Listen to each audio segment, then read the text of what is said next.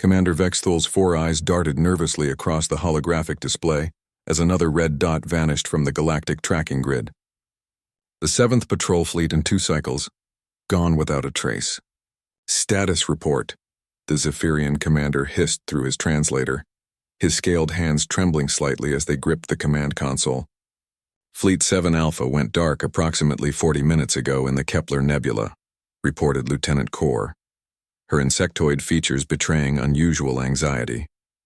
Same pattern as the others, sudden communication blackout, then nothing. Vexthol's mandibles clicked in frustration. 3 months ago, the Galactic Confederation had congratulated itself on finally capturing the last human. The species had been deemed too dangerous after the Terran Wars, their homeworld glassed, survivors scattered and hunted across the galaxy. When they'd found Marcus Chen hiding in the Outer Rim, it should have been the end of humanity's threat to civilized space. They should have executed him immediately.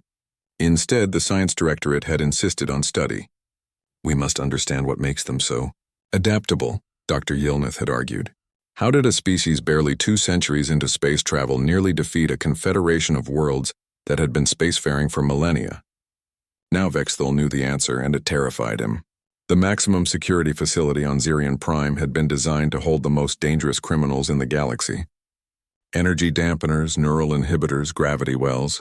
Every conceivable containment method had been employed. For 6 weeks, Subject 2847H had sat quietly in his cell, responding to questions with measured calm, appearing almost docile. The scientists had been delighted. Here was proof that humans could be civilized, controlled. They'd reduced security protocols, focusing instead on their precious research. They'd wanted to understand human creativity, their uncanny ability to find solutions where none should exist. They'd learned, too late, that they were giving their subject exactly what he needed. Marcus Chen had used the interviews themselves as intelligence gathering. Every question revealed Confederate technology. Every scanner probe taught him about their systems. He'd been patient, methodical, storing away each piece of information like a chess master planning 20 moves ahead. The escape itself had been almost anticlimactic. A simple misdirection during a routine medical scan. A weakness in the energy dampener he'd identified weeks earlier. A guard rotation pattern he'd memorized. By the time the alarm sounded, he was already in the facility's maintenance tunnels. But that had been just the beginning. What followed defied every Confederate understanding of logic and warfare. Marcus Chen didn't flee to the Outer Rim as expected. Instead, he'd done something no sane being would attempt. He'd gone deeper into Confederate space, into the very heart of their civilization. The first strike had been against a supply depot in the Rigel system.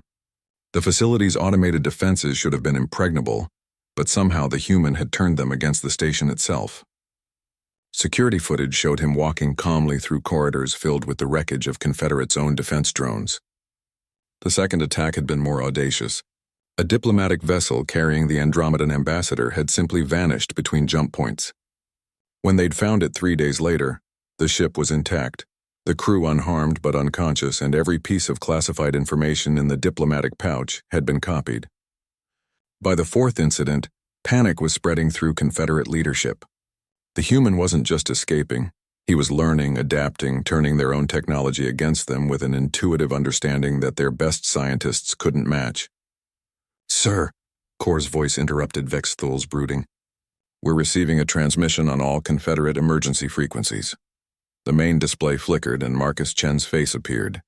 He looked older than in his prison files, his hair longer, his eyes carrying a weariness that spoke of weeks in the void. But his voice was steady, almost conversational. "Commander Vexthol, yes, I know you're listening. Your security protocols are more predictable than you realize." Chen smiled and Vexthol felt his blood chill.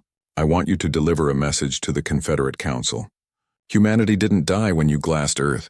It evolved." The transmission shifted, showing footage from inside what appeared to be a Confederate battlecruiser. Bodies floated in zero gravity, but they weren't dead. The biosigns indicated they were merely unconscious. At the center of the carnage sat Chen, interfacing directly with the ship's command systems using technology that shouldn't exist. "Your mistake," Chen continued, "was thinking that humans were just another aggressive species to be contained. You never understood what makes us truly dangerous. It's not our weapons or our numbers. It's that we never stop learning, never stop adapting, Every prison you build teaches us about your weaknesses. Every battle you fight shows us your tactics. Every system you deploy gives us new tools to turn against you. The display showed star charts marked with Confederate military positions, supply routes, communication relays, all the secrets the Confederation had spent centuries protecting. I've been alone for 3 months and I've learned enough to cripple your entire sector. Imagine what I could do with a year. Imagine what I could teach others like me, because despite your best efforts, there are others. Hidden, scattered, but very much alive. Vexthal realized he was holding his breath. Around the bridge, his crew stood frozen, grasping the implications of what they were hearing. So here's my proposal, Chen said, his voice taking on a businesslike tone. You're going to stop hunting humans. You're going to leave the survivors alone, and in return I won't systematically dismantle everything you've built over the past millennium. The transmission cut to static, leaving the bridge in stunned silence. Lieutenant Kor was the first to speak, her voice barely a whisper. Sir, what are your orders? Vexthal stared at the empty screen, understanding finally dawning. They hadn't captured the last human, they'd educated him. They hadn't ended humanity's threat. They'd created something far worse than anything they'd faced in the wars. They'd created a human with nothing left to lose and everything to learn. Send a priority message to Confederate Command, he said quietly. Tell them we need to discuss terms. In the depths of space aboard a ship that no longer appeared on any Confederate registry, Marcus Chen allowed himself a small smile.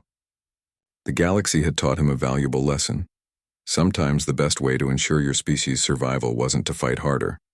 It was to become something your enemies never wanted to face again.